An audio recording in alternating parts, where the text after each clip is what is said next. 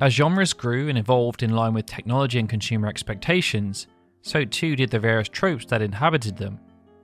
The notion of ultimate weapons was one such trope.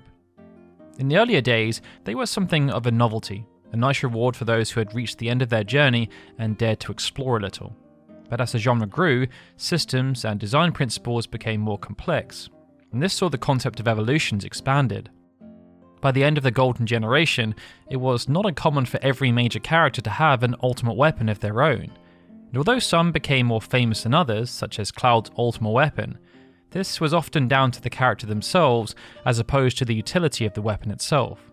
This evolution, and the subsequent evolution that happened through to the era of enhanced ports, MMOs and remakes, was explored during Part 1 and 2 of this series.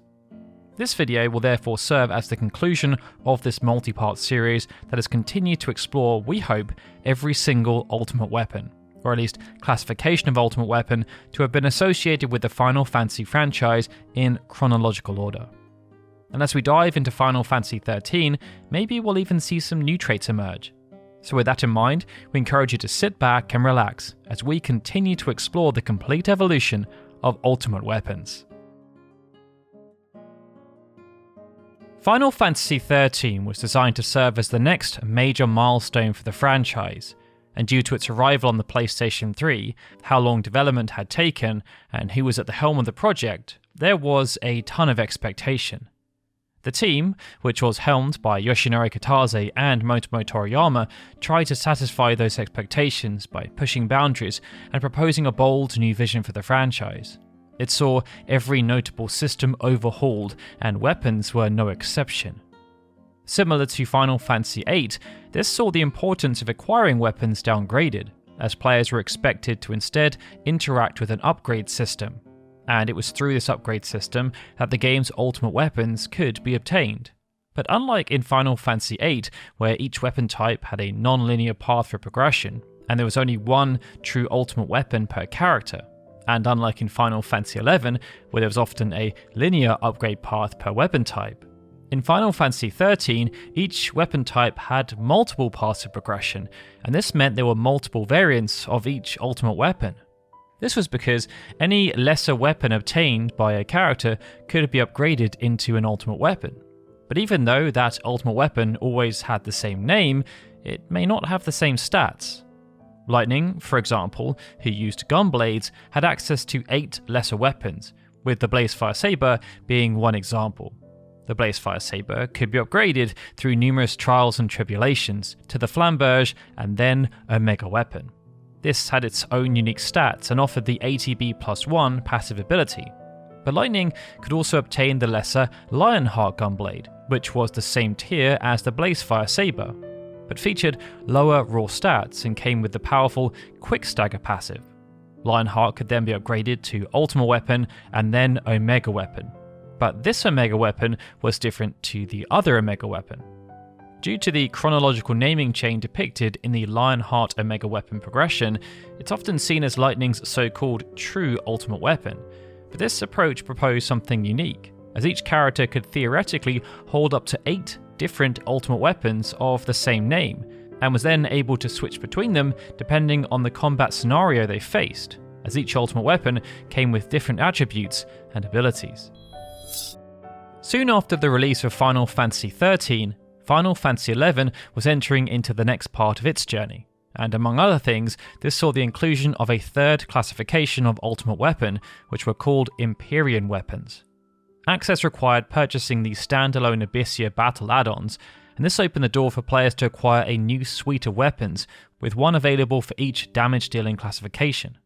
However, as expected, the quest was long and arduous, and it revolved around a new event called the Magian Trials. In Rulu Gardens, a splintery chest appeared next to the Magian Moogle. Inside were basic weapons that corresponded to each weapon type, and these represented the most basic form of what could become an Empyrean weapon.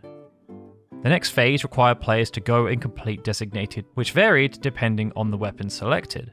The task was always the same, but the subject matter differed. This meant players would have to slay a considerable number of specific notorious monsters and then voidwalk notorious monsters with the weapon from the splintery chest equipped. By completing these individual trials, the initial weapon gradually powered up until it became an Empyrean weapon at level 80. But this was only the beginning. To obtain a full Empyrean weapon, an even bigger grind needed to be commenced, which revolved around heading to kill another selection of notorious monsters that could only be found in Abyssea zones to obtain unique drops. But these drops could also be purchased if you wanted to save time. At level 85, the Empyrean weapon then obtained an aftermath effect, which was the unique aspect of these weapons. After the completion of each subsequent trial, the Empyrean weapon's base stats continued to improve all the way up until level 99. This then created something of a hybrid of the Relic and Mythic systems, as specific notorious monsters needed to be slain and items needed to be obtained for the purchase of upgrading so it could achieve maximum potential. However, it required less time than either of the two previous ultimate weapons associated with Final Fantasy XI if the player had enough money. Final Fantasy XIV 1.0 launched not long after the Empyrean weapons were added to Final Fantasy XI, and it's perhaps because of that the path was somewhat similar to both Mythic and Empyrean weapons. This meant players had to undertake a lengthy series of events related to a quest called a Relic Reborn that involved melding gear, killing notorious monsters to obtain a key item, gathering specific items and a high volume of beast coin, and then completing a faction leave quest with the specific weapon equipped. Similar to Empyrean weapons, some of these requirements then varied depending on the job, but the ending of the passage always involved going through the final stage of restoration, which always required the defeat of Ifrit Extreme and Garuda Hard with your near-complete relic weapon in hand. The reward though was worth it.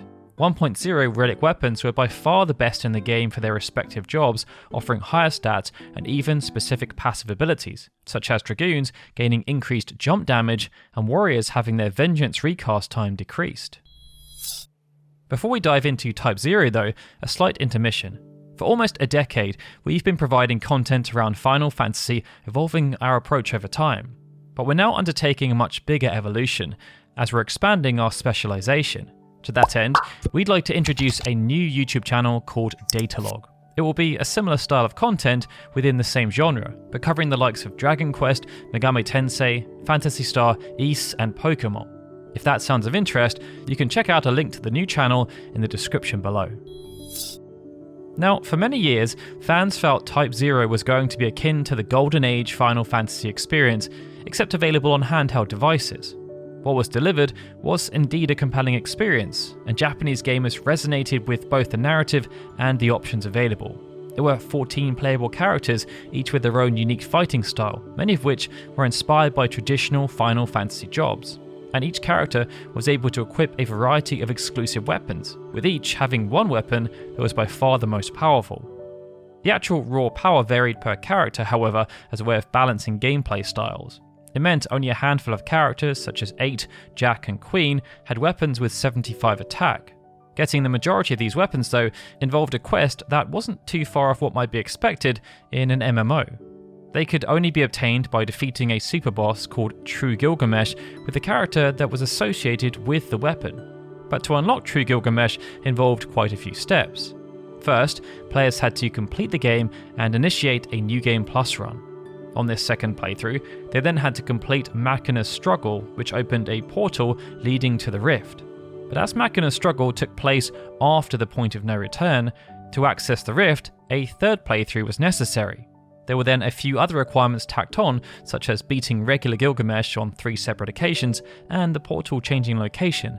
Needless to say, this was a pretty severe undertaking, and it marked the first time ultimate weapons were not accessible within a core playthrough. But there was also another way the ultimate weapons could be obtained, at least in the original PSP version, because in this version, ultimate weapons could also be purchased via the Square Enix members portal. After receiving mountains upon mountains of feedback after the launch of Final Fantasy XIII, the developers sought to address as much of it as they could in the sequel, Final Fantasy XIII-2. And amongst many of these things was a complete change to weapon progression. Whereas the original game had a strong focus on crafting to obtain stronger weapons, Final Fantasy XIII-2 was much more straight and narrow, with a wide array of weapons available for Serah and Noel that could be obtained through more conventional means like purchasing, finding them in chests, or as drops. One thing was retained, however. The actual classification of ultimate weapon was ambiguous, as both Syrah and Null each had 3 weapons of immense power, with it possible to make a case for each of them depending on the situation. One of the weapons, for example, had the highest draw stats, while another gave ATB gauge +1, and the other had the potential to have even higher stats, but was dependent on how many fragments had been obtained. And this in itself harkened back to some of the earlier games in this series, whereby both the Odin Bolt and Odin Blade started out weaker than both of their contemporaries, but had the potential to become stronger if the player was willing to invest their time. The next major expansion to Final Fantasy XI came 3 years after the Abyssea add-ons, and it was called Seekers of Aldulin. But instead of adding a whole new suite of ultimate weapons, the decision was taken to simply expand the roster of mythic weapons. This expansion introduced 2 new jobs, Geomancer and Rune Fencer. So to ensure there was parity with the other jobs, 2 new ultimate weapons were created. But even though they had the same relative strength and offered an afterglow effect and were meant to be part of the mythic weapons set, these 2 new weapons were classified as Ergon weapons. And as if to denote this separation, Ergon weapons did not have the same acquisition requirements, with it simply involving the completion of job-specific quests and then lots of farming and trading. After the debacle that was Final Fantasy XIV 1.0, Square Enix decided to go back to the drawing board. And even though many elements remained when the game was reborn, their function and implementation had been adjusted. Ultimate weapons were one such element, as although they returned, and with the same overarching classification of relic weapon, this was now more of a collective term. In A Realm Reborn, it saw a new category of relic weapon introduced called Zodiac weapons, but how they functioned was not the same, as they were more akin to regular weapons with peak attributes for that specific moment in time, as opposed to having lasting longevity and unique abilities and passives. The quest to obtain a Zodiac weapon was very similar to relic weapons in 1.0, and it revolved around a quest called A Relic Reborn. This meant that players had to meld gear, kill a boss, and hunt some beastmen. It also had the requirement of defeating Ifrit and Garuda, but this was now expanded to defeating Hydra and Titan, before obtaining the Hadzat Hand Quenching Oil and then completing a faction leave quest with the specific weapon equipped. Similar to prior MMO Ultimate Weapons, the Zodiac weapon was also obtained part way through the quest, before then having to be further enhanced into its final form. And after doing so, players gained access to a weapon that, at the time of its introduction, was statistically amongst the best available. However, that soon changed with the introduction of new weapons as the game evolved through subsequent patches, and this required the inclusion of further upgrades. Similar to Ultimate Weapons in Final Fantasy XI, this meant acquiring the weapon was merely the beginning, and the final form of the Zodiac weapon was known as the Zodiac Zeta weapon. Lightning Returns Final Fantasy XIII served as a fitting conclusion to the so-called Lightning Saga. But instead of adopting prominent traits associated with either of the 2 previous games, the developers chose to take the game in a very different direction. And this meant there was a notable change to Ultimate Weapons, as the concept was brought back to its roots. In the first 2 Final Fantasy games, the Ultimate Weapon was designed as a significant endgame power boost that could only be obtained beyond the point of no return, right before the final boss. It was therefore designed to be used to tackle the final gauntlet, and nothing more. After Final Fantasy II, this specific trait drifted away, but Lightning Returns brought it back, as after completing the 4 trials in God's Sanctum on the final day, Crimson Blitz, Lightning's default weapon, was replaced by a weapon of immense power called Ultima Weapon. This granted incredible stats, but also gave access to Arsenal of 1+. However, after the conclusion of the fight, even if the player opted to start New Game Plus, the weapon was gone. The next suite of ultimate weapons to be introduced into Final Fantasy XI came via the final storyline expansion, which was called Rhapsodies of Vana'diel. Dubbed Aeonic weapons, they were similar in strength to previous ultimate weapons, but what made them unique was their ability to influence skill chains by introducing specific elements, while also granting access to ultimate skill chains. Similar to previous ultimate weapons obtainable in the game, the process was long and arduous, requiring the slaying of numerous notorious monsters, the acquisition of numerous specific currency, which in this instance was Escher beads, before slaying more notorious monsters, and then needing to acquire a specific attestation item through the slaying of even more notorious monsters, this time found in Dynamis. There was also a thematic connection with the original Relic weapons, as Aeonic weapons were not job exclusive. Some, such as God Hands and Sequence, could be equipped by multiple jobs, and other jobs, such as the Ranger and Bard, were also able to equip many different Aeonic weapons. The development team working on Final Fantasy XIV opted to deviate away from the approach taken by Final Fantasy XI. This meant instead of waiting a considerable period of time before introducing new ultimate weapons, a brand new set featured with the game's first expansion, Heavensward, and they were called Anima weapons. These ultimate weapons also established what had been set in motion with the Zodiac weapons from A Realm Reborn, as they were seen more as continuations of that specific line as opposed to contemporaries that were designed to exist alongside them.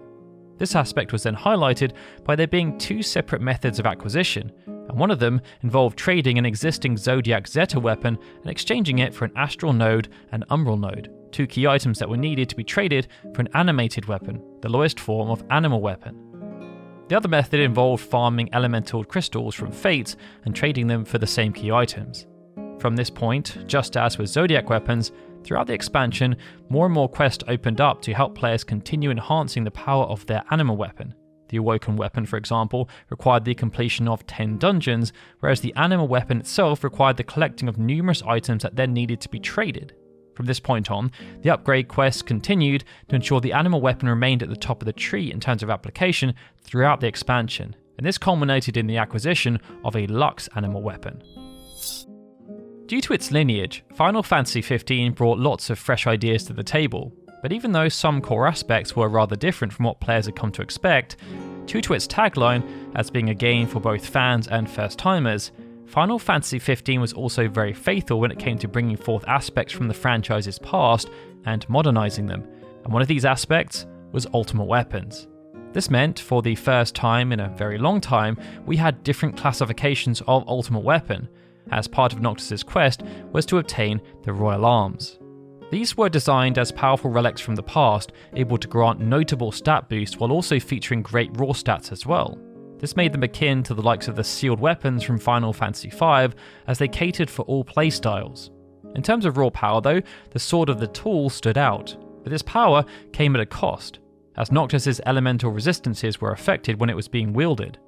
The other downside of Royal Arms in general was that when any of them were being used, Noctis' health was drained, and they exploited no weaknesses amongst enemies. For this reason, other options were implemented.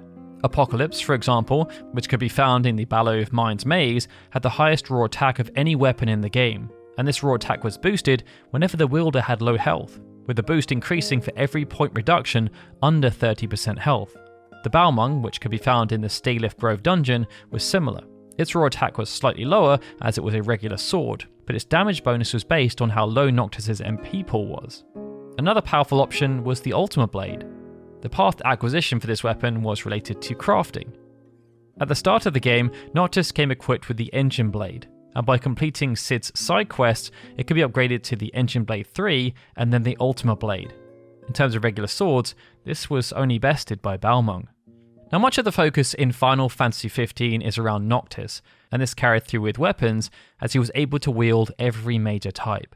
But Noctis was also joined on his adventure by a party, and they were each locked to a specific weapon type.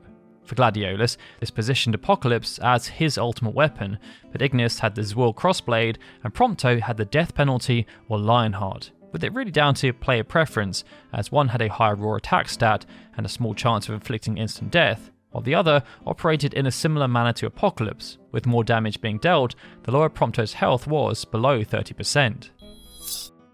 Final Fantasy XIV Stormblood continued the approach of adding a new tier of relic weapon with every expansion, but this time there were more steps required to obtain the shiny new relic than either in A Realm Reborn or Heavensward. This was because there was no shortcut or even association with those who had previously undertaken a relic weapon quest. Everyone started at the same place, and the first step was rather simple, relatively speaking. Players just needed to complete the Stormblood job quest line through to level 70, and they were granted access to an antiquated weapon. By now, this was a tried and tested journey that had been there since relic weapons were first introduced in Final Fantasy XI, and Zodiac weapons represented the only slight deviation in terms of naming convention. But almost every other previous weapon associated with an MMO saw the player obtain an inferior product with a nondescript name that had to be upgraded to its true form. From this point forward, players were required to expose themselves to the game's new major area, Eureka, and the next few stages required the slaying of numerous notorious monsters and the completion of many different feats. Eventually, after jumping through quite a few upgrades, this then granted access to a Eureka weapon. Because Eureka weapons were right at the end of the upgrade chain, this then introduced something quite interesting, as it was possible to modify a weapon's secondary stats beyond what was set through random rolls. This meant that even if two players had the same and tier Eureka weapon, the secondary stats may vary. Final Fantasy XIV Shadowbringers seemed to cement this path for the acquisition of ultimate weapons, this time dubbed Resistance weapons, as they too were tied to a major part of the expansion, Save the Queen. The prerequisites were therefore quite straightforward: obtain the maximum level for the chosen job, complete the main scenario quest for Shadowbringers, and complete the side quest The City of Lost Angels, which opened the door to the new questline starting with Hail to the Queen. Similar to Heavensward, once the Hail to the Queen side quest chain was then complete, a resistance weapon was obtained. To then maximise the effectiveness of this resistance weapon and bring it up to the Blades weapon, things changed though, as everything was now much more time consuming. Numerous memories had to be farmed from various activities, with these activities increasing in difficulty as the weapon power increased. However, this was where things changed, as for each stage, there was a degree of choice involved. For example, to obtain the Loathsome Memories of the Dying, which was required to obtain the Law's Order variant of a resistance weapon, players could complete the Battle of Castrum Lactus Litor, any number of Crystal Tower Alliance raids, or take part in critical engagements. This degree of choice then persisted all the way through until the acquisition of the Blades weapon. It's just that the choices themselves became more and more difficult due to the nature of the items required, as did the investment of time. Final Fantasy VII Remake posed a bold new direction for the franchise, as it featured a hybrid, action, turn-based gameplay system that fused aspects of the original with more modern traits seen in games like Final Fantasy XIII. This made sense, as many of the core team had also worked on that game, but this then played into how ultimate weapons appeared, as there was no de facto ultimate weapon in the game. The system was similar in basic premise to what was seen in Final Fantasy XIII, whereby any of the initial base tier weapons could be upgraded to become an ultimate weapon in their own right, except this time there was no change in naming convention. It meant that, if players wanted, they could use the Buster Sword throughout the entire game without seeing any noticeable reduction in their performance. The only nuance was that if players wanted to maximise each character, they'd be required to switch and fulfill the requirement of each weapon to permanently unlock an ability, but due to the upgrade system, by the end of the game, each weapon was just as powerful as any other. It just came down to player preference and style of play as to which one they ended up preferring to use. Endwalker served as a fitting crescendo for that generation of Final Fantasy XIV, capitalising on years upon years of positive progression. It's perhaps for that reason that the new ultimate weapons, dubbed Manderville weapons, were much more straightforward to obtain, as they just wanted people to have a good time. This meant there were far fewer steps involved in terms of both A, acquiring a Manderville weapon in the first place, and B, upgrading that weapon to the highest tier, which was the Mandervillius weapon. What's more, the steps were largely the same, as items just needed to be turned over to the House Manderville artisan, and those items could then be purchased using Allegan Tomestones of Poetics. As the weapons progressed though, players were given a degree of choice as to how they progressed. But unlike the Eureka weapons, where it's randomised, here players got to choose which attributes they'd like to enhance and which one they'd like to deprioritise. And at the time, this meant they were a must for those wanting to optimise their gear to maximum output. Even though Square Enix sought to wind down Final Fantasy XI, the player base was not ready to give up the game just yet. In response to this, 5 years after the release of Rhapsodies of Vana'diel, they released an add-on scenario called the Voracious Resurgence, and it came with a whole host of new content, including a new classification of ultimate weapon called Prime Weapons. And even though they were introduced in summer of 2022, it wasn't until 6 months later that players were able to maximise them up to their Stage 5 peak. Similar to Aeonic weapons, although some of the prime weapons were job-specific, others could be wielded by multiple jobs, and some jobs could wield multiple prime weapons. The Caliburnus, for example, which started off as the prime sword, could be wielded by red mages, paladins, and blue mages. The process of upgrading the prime weapon variant to Stage 5, though, was very reminiscent of the original Relic weapons, as specific amounts of niche currency needed to be traded, often alongside some specific items that had very specific methods of acquisition. Final Fantasy XVI took a similar approach to ultimate weapons seen in Final Fantasy XIII and VII Remake, but it made everything much more simple as there was only one character to think about. Throughout the game, Clive could obtain numerous swords, but some of them were locked behind specific main scenario quests and side quests. Those associated with the Blacksmith's Blue side quest line often featured names associated with previous ultimate weapons such as Excalibur and Ragnarok, and in a regular playthrough, the Gotterdammerung was the most powerful, as it was only craftable after completing the Blacksmith's Blue side quest. However, this was not the game's ultimate weapon. That mantle instead fell to Ultimate Weapon, which featured the highest raw attack power. But much like in Type 0, it was only available to those who were playing in New Game Plus. Final Fantasy VII Rebirth built upon the weapon progression system seen in Remake, and this meant just because a weapon was acquired early on in the game, it didn't mean it was going to be useless late game. This was because each weapon had a specific level, and they each favoured specific stats, but as the weapon level increased, so too did those stats. Where things differed though was with weapon skills, as alongside different stat ratios, weapons also came with different skills that could be learned and equipped. This meant each character had weapons that could be switched out depending on the scenario they were facing, and this notion was all the more important considering Rebirth's standing as an action RPG, as some weapons had strength in defensive utility. The consequence was that, much like in Remake, there was no ultimate weapon in Rebirth, as every single weapon available to every single character could have purpose throughout the entire game, depending on player preference. After the release of Final Fantasy XVI, the developers sought to expand the scenario through the release of two pieces of DLC. The first, Echoes of the Fallen, offered a brand new weapon called Omega Weapon, which, via its reforged form, offered stats that were comparable to Ultima Weapon. But both Ultima and Omega Weapon were eclipsed by two new weapons introduced in the Rising Tide. The first was dubbed Original Sin, and it could only be obtained after finishing the Rising Tide, but only if Ultima Weapon and Tidestrike Reforged had been obtained, and Clive also had the opportunity and flawless Water Shard crafting materials, the former of which could only be obtained after completing all 20 circles of Kairos Gate while playing on Final Fantasy mode. However, there was another weapon introduced in the Rising Tide that did not require the Kairos Gate to be entertained. The Tombury Knife was craftable after defeating the Master Tombury, but it could be upgraded to the Tombury Knife Plus 1, which required quite a few crafting ingredients, some of which were tied to notorious mark hunts.